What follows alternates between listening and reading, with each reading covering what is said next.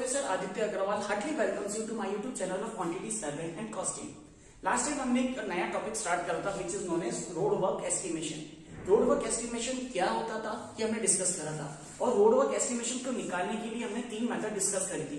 एक मेथड थी mid sectional area method, दूसरी थी मीन सेक्शनल एरिया मेथड और थर्ड थी प्रिज्मोइडल एरिया मेथड.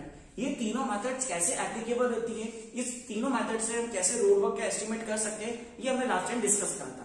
आज हमको क्या करना है, एक बड़े न्यूमेरिकल की जगह हमको एक छोटा न्यूमेरिकल ट्राई करके देखना है कि जिससे कि हमको टर्म समझ में आ सके कि बी क्या होता है, डी क्या होता है, एस क्या होता है, इन सारे टर्म्स को निकालते कैसे.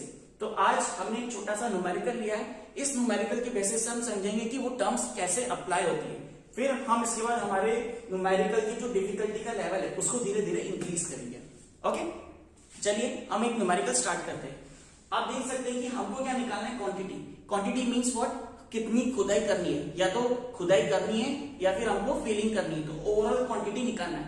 सो calculate the quantity of earthwork for 200 metre length. मतलब कितनी लेंथ के लिए, 200 मीटर लेंथ के लिए.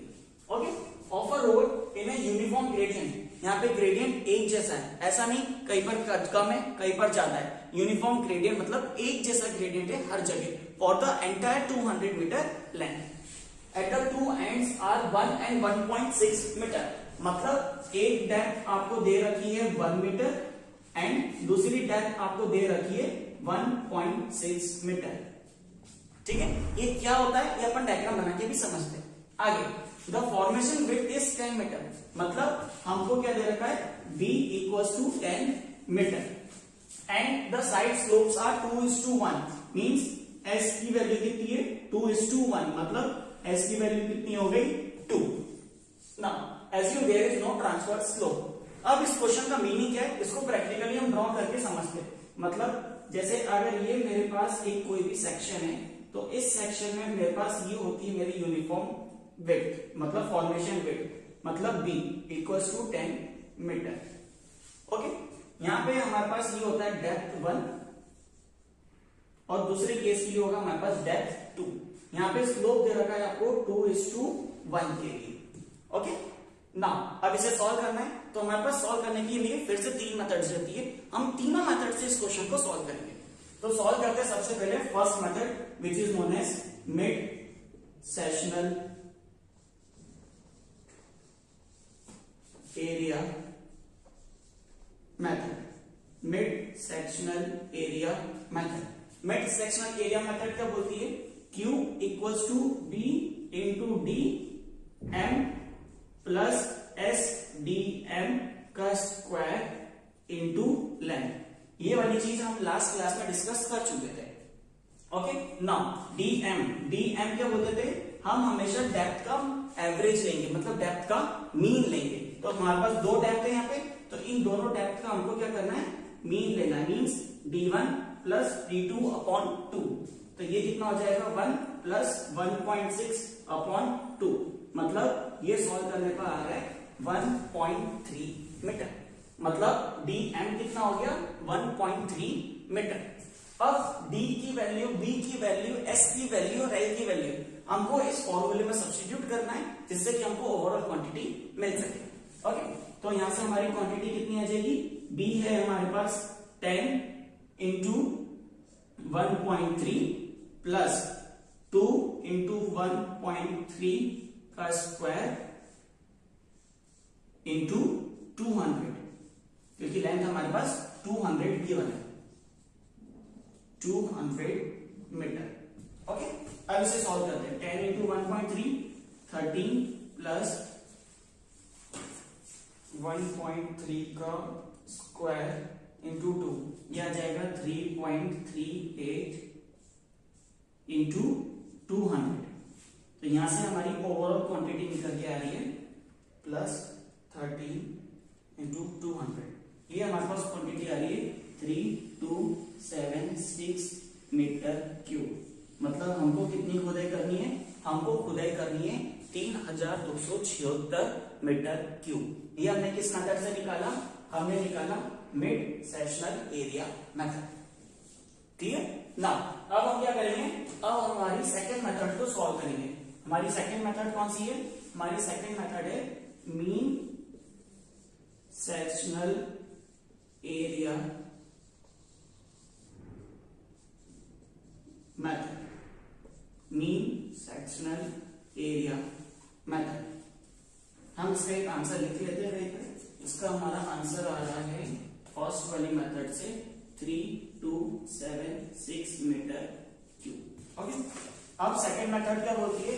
आपको एरिया 1 निकालना है, फिर एरिया 2 निकालना है, फिर एरिया 1 और एरिया 2 का एवरेज लेना है। ये बोलती है हमारी second method.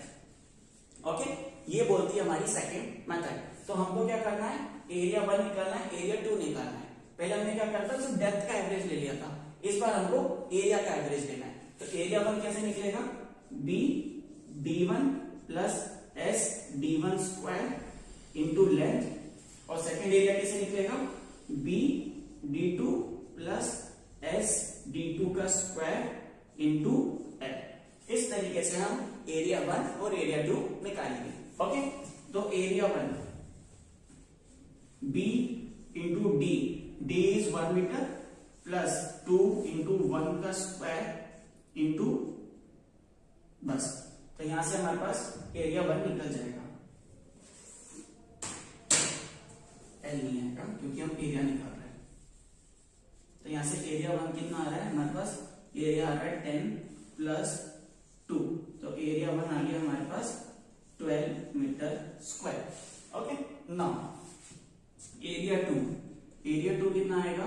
B into D plus B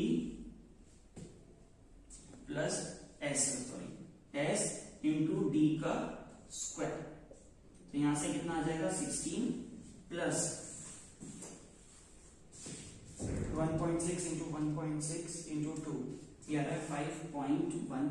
तो यहां से हमारे पास एरिया आ रहा है प्लस 16 21.12 मीटर स्क्वायर। ओके, अब क्या करना है? हमको दोनों एरिया का मीन लेना है, मतलब a1 प्लस a2 अपॉन 2। तो यहां से ये वैल्यू हमारे पास कितनी आ रही है?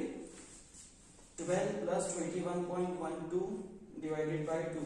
तो यहां से हमारे पास एरिया ऑफ मीन आ रहा है 16.56, मतलब 16.56। अब क्वांटिटी निकालनी है, तो क्वांटिटी क्या होती है हमारे पास? इसको थोड़ा सा रब कर देते हैं। अब क्वांटिटी क्या होती है? Area mean into length. तो एरिया मीन कितना आया था हमारे पास? 16.56 इंटू 200 मीटर। तो यहां से हमारे पास इसको सॉल्व करेंगे तो हमारे पास वैल्यू आएगी 16.56 इंटू 200। तो ये आ रहा है 3312 मीटर क्यूब। तो हमारी सेकेंड मेथड से सॉल्व करने पर आ रहा है 3312 मीटर क्यूब। ओके, ये एरिया मीटर स्क्वायर में था। तो आप देख सकते हैं कि इसमें 0.5% के आसपास कुछ ना कुछ वेरिएशन आ रहा है। दोनों मेथड से हमने सॉल्व करा। तो अब क्या करना है? हमको थर्ड मेथड से सॉल्व करना है, which is known as prismoidal area method. और उस मेथड से सॉल्व करने पर देखते हैं कि हमारे पास क्वांटिटी में कितना डिफरेंस आ रहा है। ओके, तो अब हम हमारे थर्ड मेथड को सॉल्व करते हैं, which is known as prismoidal area method.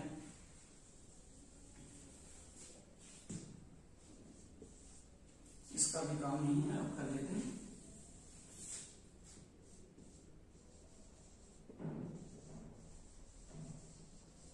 Prismoidal area method. Prismoidal area method क्या बोलती है? Q equals to L upon 6 A1 plus A2 plus 4 times of AM। मतलब ये हमारी बोलती है प्रिज्मोइडल एरिया मेथड, जिसमें से हमने A1 ऑलरेडी निकाल चुके, A2 ऑलरेडी निकाल चुके और AM भी ऑलरेडी निकाल चुके। अब क्या करना है? हमको इन तीनों वैल्यू को इसके अंदर सब्स्टिट्यूट करना है। ओके, नाउ एरिया 1 लेंथ कितनी? 200 अपॉन 6। एरिया 1 हमने कितना निकाला था? 10। शायद रफ हो गया, यहाँ पे फिर से निकाल लेते हैं। 10 इंटू 1 प्लस 2 इंटू 1, तो ये कितना आया था? 12 आया था। तो ये कितना था? 12 प्लस एरिया 2, एरिया 2 भी रफ हो गया, तो 10 इंटू 1.6 प्लस 2 इंटू 1.6 का स्क्वायर। तो ये वैल्यू हमारे पास कितनी आ रही है,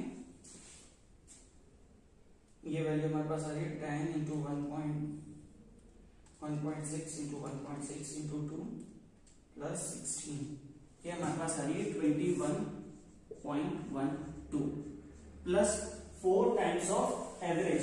4 times of average means depth वाला एवरेज, मतलब वो हमारे पास कितना आएगा, BDM प्लस SDM का स्क्वायर। तो ये कितना है 10 इंटू 1.3 प्लस 2 इंटू 1.3 का स्क्वायर। तो ये वैल्यू हमारे पास आ रही है 1.3 इंटू 1.3 इंटू 2 प्लस 13, ये वैल्यू हमारे पास आ रही है 16.38। तो ये वैल्यू कितनी हो जाएगी 4 टाइम्स ऑफ 16.38। तो इस तरीके से हमारा ये वैल्यू कैलकुलेट होगा। इसके लिए यही लिख देते 4 टाइम्स ऑफ 16.38। तो अब हम इसे सॉल्व करते हैं, तो ये कितना होगा 16.38 इंटू 4 प्लस 21.12 प्लस 12। तो ये आ रहा है हमारे पास 200/6 इंटू 98.64। जब हम इसे सॉल्व करेंगे इंटू 200 डिवाइडेड बाय 6, तो ये आ रही है हमारे पास 3288, मतलब ये हमारे पास आ रही है 3288 मीटर क्यूब। ओके, अब आप देख रहे हैं कि तीनों की क्वांटिटी में सिर्फ माइन्यूट सा डिफरेंस है, मतलब फर्स्ट और थर्ड वाली में डिफरेंस कितना आ रहा है 0.5% का। बाकी सेकेंड और फर्स्ट या थर्ड के साथ कंपेयर करें तो इनमें डिफरेंस आ रहा है 1% के आसपास। मतलब ये तीनों मेथड्स हमारी सही है, यहां से हमने हमारी क्वांटिटी निकाली। तो ये 3 मेथड्स रहती है हमारे अर्थ वर्क इन एक्सकेवेशन की। आई होप आपको ये वीडियो क्लियर होगा। फिर भी आपको अगर कुछ क्वेरीज है तो आप कमेंट बॉक्स में डाल सकते हैं। Okay, thank you so much.